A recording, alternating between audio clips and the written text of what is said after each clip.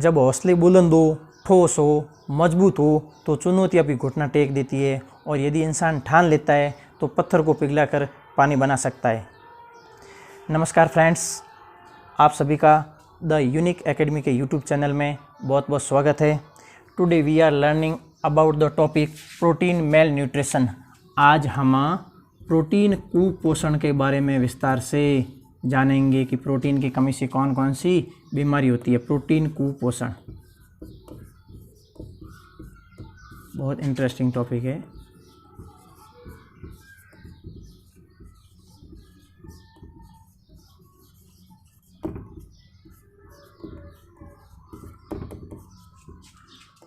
Protein कुपोषण, protein mail nutrition.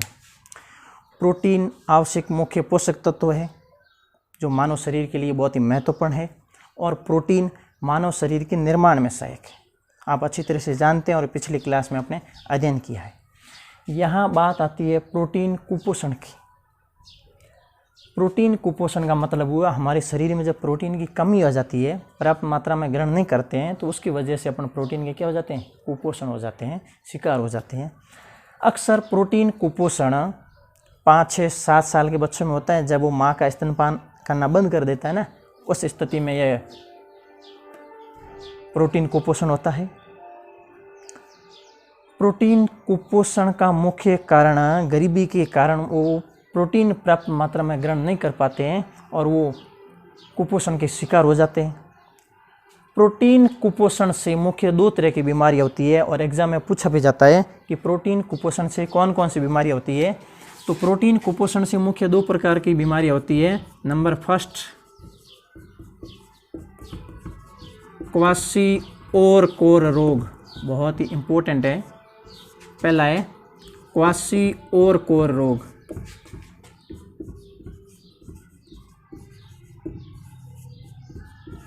क्वाशिओरकोर disease. और second रोग है मेरस्मस रोग।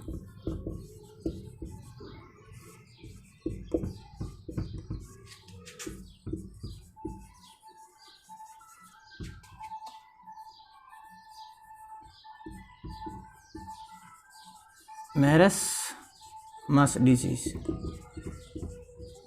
समझिएगा क्या होता है। प्रोटीन की कमी से 2 तरह की बीमारी होती है। पहली है क्वाशिओरकोर रोग और सेकंड है मेरस्मस रोग। क्वाशिओरकोर रोग के अलग संख्या में अलग लक्षण हैं और मेरस्मस रोग के अलग लक्षण हैं। अब देखिएगा आप, क्वाशिओरकोर रोग के क्या क्या लक्षण हैं। बच्चे का पेट फूल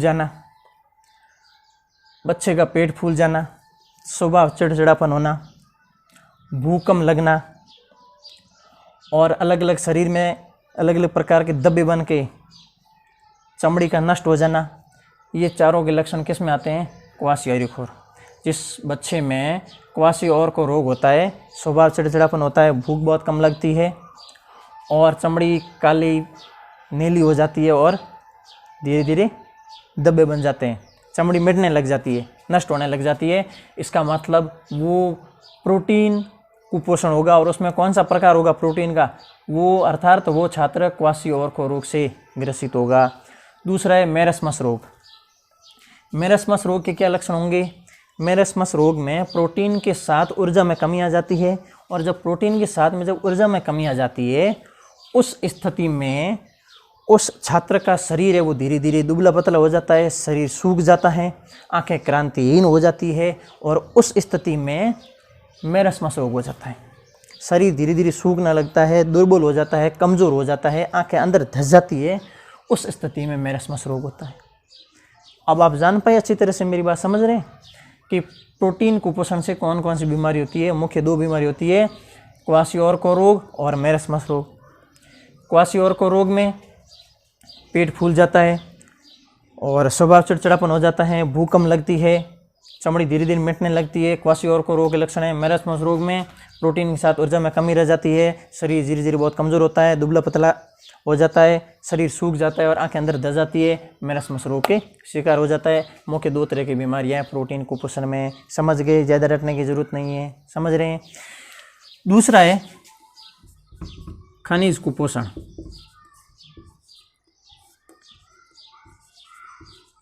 खनिज कुपोषण, मिनरल मेल न्यूट्रिशन।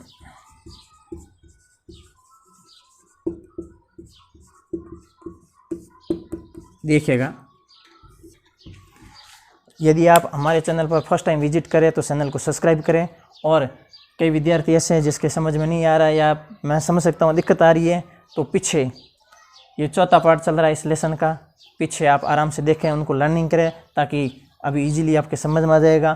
खनिज कुपोषण क्या होता है आप सभी जानते हैं। पादप को भी खनिज की आवश्यकता होती है, ठीक उसी प्रकार मनुष्य को भी खनिज की आवश्यकता होती है। खनिज कुपोषण के अपन विभिन्न प्रकार टाइप पढ़ेंगे, टेबल द्वारा समझने की कोशिश करते हैं। क्रम संख्या, नेम ऑफ मिनरल, खनिज का नाम। सेकंड, खनिज के कार्य।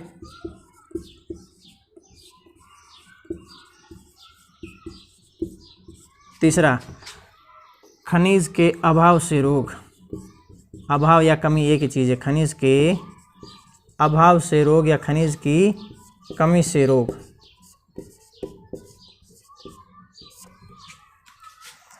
पहला टाइप है सोडियम और पोटेशियम। सोडियम व पोटेशियम बहुत इम्पोर्टेंट है। सोडियम और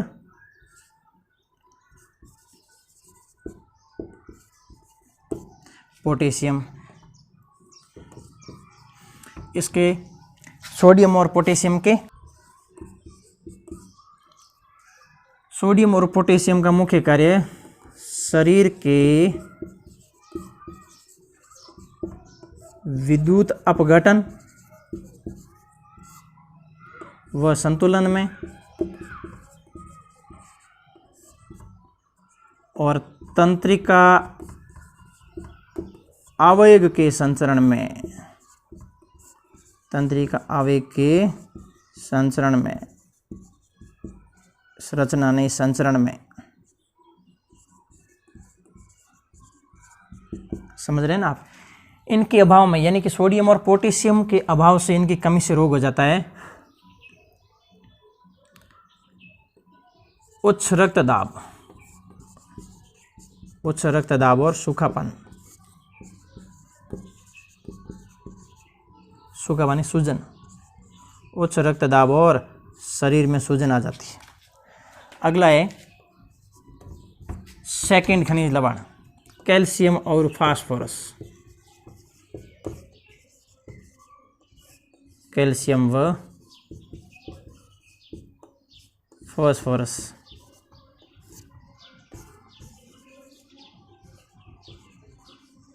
कैल्शियम एंड फास्फोरस। कैल्शियम और फास्फोरस का मुख्य कार्य है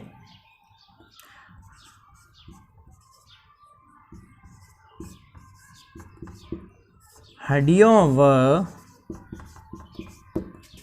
दांतों को मजबूती प्रदान करना। हड्डियों और दांतों को मजबूती प्रदान करना मुख्य किसका कार्य है? सोडियम और पोटेशियम से। कैल्शियम व फास्फोरस की कमी से कौन सा रोग होता है? रिकेट्स रोग हो जाता है, जिसको कहते हैं दूसरी भाषा में ऑस्टियोमेलेशिया। ऑस्टियोमेलेशिया। फ्रेंड्स, यहाँ ध्यान देने योग्य बात है, कभी कभी एग्जाम में ऐसे भी पूछा जाता है कि सोडियम और पोटेशियम के अभाव में कौन सा रोग होता है? ऑस्टियोमेलेशिया दिया होता है, रिकेट्स नहीं दिया होता है। तो रिकेट्स और ऑस्टियोमेलेशिया एक ही, ऐसे याद रखना आपको। थर्ड पॉइंट है लो आयरन। लो खनिज है और इस खनिज का मुख्य कार्य होता है शरीर के रक्त में हीमोग्लोबिन का निर्माण करना। बहुत इंपॉर्टेंट है, शरीर में हीमोग्लोबिन का निर्माण करना। शरीर में हीमोग्लोबिन का निर्माण करना। और सेकंड, ऊतकों के ऑक्सीकरण में सहायक है। आपको समझाएंगे सारा ऊतक क्या होता है, ऊतकों के ऑक्सीकरण में सहायक है। अच्छा, लोह तत्व की कमी से कौन सा रोग होता है? इसका मुख्य कार्य होता है लोह तत्व का शरीर में हीमोग्लोबिन का निर्माण करना और ऊतकों का ऑक्सीकरण करना। और यदि हमारे शरीर में लोह की कमी हो जाती है तो रोग हो जाता है रक्ताल्पता, रक्ताल्पता, या दूसरा आप जानते हो नाम एनीमिया। हमारे शरीर में रक्त की कमी से रक्ताल्पता या एनीमिया रोग हो जाता है, ध्यान रखना। लास्ट फोर्थ है आयोडीन। आयोडीन जिसको इंग्लिश में कहते हैं IODIN। आयोडीन का मुख्य कार्य होता है थायरोक्सिन का निर्माण करना। ये भी क्या होता है समझाऊंगा। थायरोक्सिन हार्मोन का निर्माण करना, थायरोक्सिन हार्मोन का निर्माण करना। टेबल इंपॉर्टेंट है भाई, याद कर लेना, एग्जाम आएगा क्वेश्चन पक्का। इसकी कमी से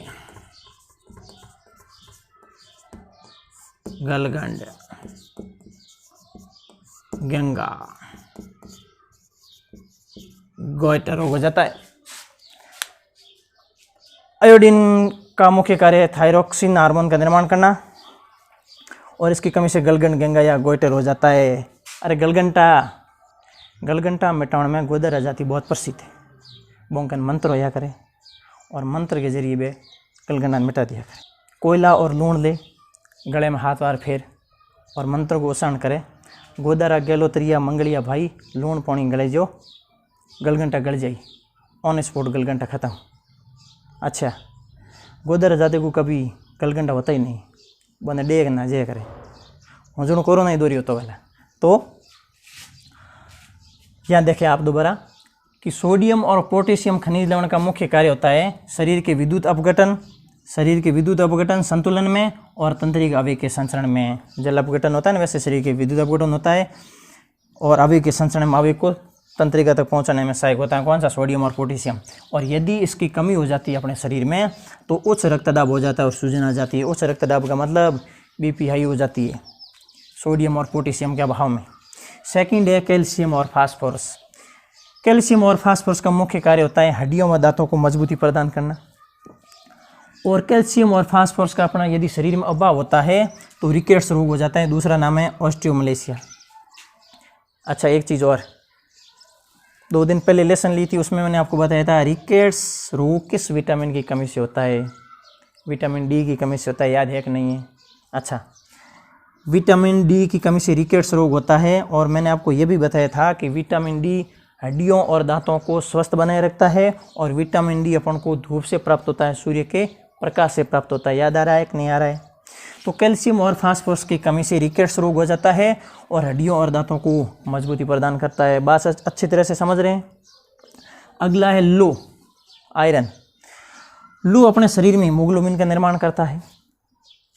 समझिएगा हीमोग्लोबिन क्या होता है। हमारे जो शरीर का रक्त है, ब्लड है, वो 2 भागों से मिलकर बना होता है। एक तो होता है प्लाज्मा और दूसरा होता है कणिका, या इसका दूसरा नाम दे सकते हैं कोशिका। कोशिका के 3 प्रकार होते हैं, आरबीसी, डब्ल्यूबीसी और प्लेटलेट्स, इरिथ्रोसाइट, ल्यूकोसाइट और थ्रोम्बोसाइट्स। तो रक्त में हीमोग्लोबिन का निर्माण करता है कौन? लो तत्व। 10th बोर्ड एग्जाम पूछा था 2 साल पहले कि शरीर में हीमोग्लोबिन का निर्माण कौन सा खनिज तत्व करता है? तो लो तत्व करता है। अच्छा, लो तत्व का मुख्य कार्य शरीर में हीमोग्लोबिन का निर्माण करना। मानव शरीर के रक्त के कणिका होती है आरबीसी, डब्ल्यूबीसी और प्लेटलेट्स। आरबीसी यानी कि लाल रक्त कणिका में एक हीमोग्लोबिन नामक वर्णक पाया जाता है जिसके कारण मनुष्य के रुधिर का रंग लाल होता है। तो रक्त में हीमोग्लोबिन का निर्माण कौन करता है? लो तत्व करता है। अगला, ऊतकों के ऑक्सीकरण में ऊतक क्या होता है? मानव शरीर की संरचनात्मक तथा क्रियात्मक इकाई को कोशिका कहते हैं। क्या कहते हैं? कोशिका कहते हैं, सेल कहते हैं। और कोशिकाओं का समूह मिलकर ऊतक बनाता है। क्या बनाता है? ऊतक, टिश्यू। और ऊतक मिलकर बनाता है अंग, और अंग मिलकर बनाता है अंग तंत्र, और अंग तंत्र मिलकर बनाता है क्या? अरे भाई, मानव शरीर। समझ में आ रहा है? तो ऊतकों के ऑक्सीकरण में कौन सा खनिज सहायक है? लोह। अच्छा, जब हमारे शरीर में लोह की कमी हो जाती है तो रक्ताल्पता या एनीमिया रोग हो जाता है। हमारे शरीर में लोह की कमी से कौन सा रोग हो जाता है? एनीमिया रोग हो जाता है। याद रखना, इंपॉर्टेंट है। अगला, आयोडीन। आयोडीन का मुख्य कार्य है थायरोक्सिन हार्मोन का निर्माण करना। यदि आयोडीन की शरीर में कमी हो जाती है तो गलगंड, गेंगा या गोइटर रोग हो जाता है। अच्छा, थायरोक्सिन क्या होता है? हमारे गले में एक ग्रंथि पाई जाती है, थायराइड ग्रंथि, और थायराइड ग्रंथि से थायरोक्सिन हार्मोन का स्त्राव होता है। यदि थायरोक्सिन हार्मोन की क्रिया मंद हो जाती है, धीमी हो जाती है, तो उस स्थिति में गलगंड, गेंगा या गाइटर रोग हो जाता है। इस रोग को निदान के लिए, निपटान के लिए अपन किसका सेवन करते हैं? आयोडीन का सेवन करते हैं। मेरी बात समझ रहे हैं ना? ये चीज़ है। अच्छा, अब इसमें इंपॉर्टेंट एक और चीज़ है, मजा आएगा समझने में। अभी अपन बायोलॉजी पढ़ रहे हैं, जीव विज्ञान, रसायन विज्ञान का इसमें एक और क्वेश्चन इंपॉर्टेंट है, बता दूं। जब अपन रसायन विज्ञान की बात करें तो ये है सोडियम, और ये क्या है? पोटेशियम। सोडियम का प्रतीक है Na। क्या है? Na। और पोटेशियम का प्रतीक है K, NaK। Na का मतलब सोडियम और K का मतलब पोटेशियम। बात समझ रहे हैं आप? अच्छी तरह से समझने की कोशिश करो। NaK, इसको आप इंग्लिश में क्या कहते हो? नाक कहते हो ना? अच्छा, जब बदमाशी करते हैं तो अपन का नाक किससे काटते हैं? नाक को किससे काटते हैं? अरे भाई, चाकू से काटते हैं। नाक को किससे काटते हैं? चाकू से काटते हैं। ये चीज़ आपको समझ में आ रही है कि नहीं आ रही है? Na क्या है? Na सोडियम का प्रतीक है। K क्या है? पोटेशियम का प्रतीक है। NaK को इंग्लिश में क्या कहते हैं? नाक। और बदमाशी करते हैं नाक को किससे काटते हैं? चाकू से। अब क्वेश्चन क्या है देखना आप, नाक क्यों लिखा? सोडियम और पोटेशियम दो ऐसी धातु है जो सबसे ज़्यादा क्रियाशील धातु है। पूछा जाता है सबसे ज़्यादा क्रियाशील धातुओं के नाम बताइए, तो सोडियम और पोटेशियम। समझ में आ रही है? नाक। अच्छा, चाकू क्यों लिखा? सोडियम और पोटेशियम दो ऐसी धातु है जिसको चाकू से आसानी से काटा जाता है, इसलिए नाक याद रहेगा आपको। नाक को चाकू से काटते हैं, सीधा क्वेश्चन याद हो गया कि सोडियम और पोटेशियम दो ऐसी धातु है जिसको चाकू से आसानी से काटा जाता है। सोडियम और पोटेशियम दो ऐसी धातु से सबसे ज़्यादा क्रियाशील होती है। इसी में तीसरा प्रश्न, सोडियम और पोटेशियम सबसे क्रियाशील होती है वायु से संपर्क तोड़ने के लिए। ये क्या होते हैं? सोडियम और पोटेशियम अत्यधिक क्रियाशील होती है, बहुत ज्वलनशील होती है, और ऑक्सीजन के साथ में क्रिया करके, वायु से क्रिया करके तुरंत आग पकड़ लेती है। आग का संपर्क तोड़ने के लिए सोडियम और पोटेशियम को सदैव मिट्टी के तेल में अर्थात केरोसिन में रखा जाता है। आपको पता है सोडियम और पोटेशियम धातु बहुत क्रियाशील होती है, वायु के साथ तुरंत क्रिया करके आग पकड़ लेती है, इसलिए इसको सदैव केरोसिन में रखा जाता है। ध्यान रखना, बहुत इंपॉर्टेंट चीज़ है। नंबर 1। नंबर 2, कैल्शियम और फास्फोरस का मुख्य कार्य हड्डियों और दांतों को मजबूती प्रदान करना।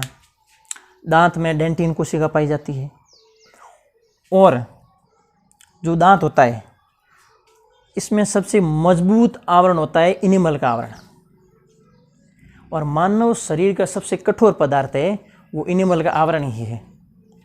ध्यान रखना आप। तो हड्डियों और दांतों को मजबूती कौन प्रदान करते हैं? कैल्शियम और फास्फोरस। अगला, लोह तत्व, जिसमें मैंने आपको बता दिया हीमोग्लोबिन। हीमोग्लोबिन का निर्माण कौन करता है? आरबीसी, लाल रक्त कणिका करता है। हीमोग्लोबिन क्या होता है? आरबीसी में पाया जाने वाला एक वर्णक है, लाल रुधिर कणिकाओं में पाया जाने एक वर्णक है, जिसके कारण मानव शरीर का रंग लाल होता है। जिस प्रकार पौधों में पाया जाता है हरित लवक, क्लोरोफिल, हरित लवक के कारण क्या होता है? पौधों का रंग हरा होता है। ठीक उस प्रकार मानव शरीर में हीमोग्लोबिन पाया जाता है मित्रों, और हीमोग्लोबिन के कारण मनुष्य का रक्त कैसा होता है? लाल होता है। समझ भाई? वापस यही, आयोडीन का मुख्य कार्य थायरोक्सिन हार्मोन का निर्माण करना। कौन सी ग्रंथि? थायराइड ग्रंथि। इसकी कमी से गलगंड, गेंगा या गोइटर रोग हो जाता है।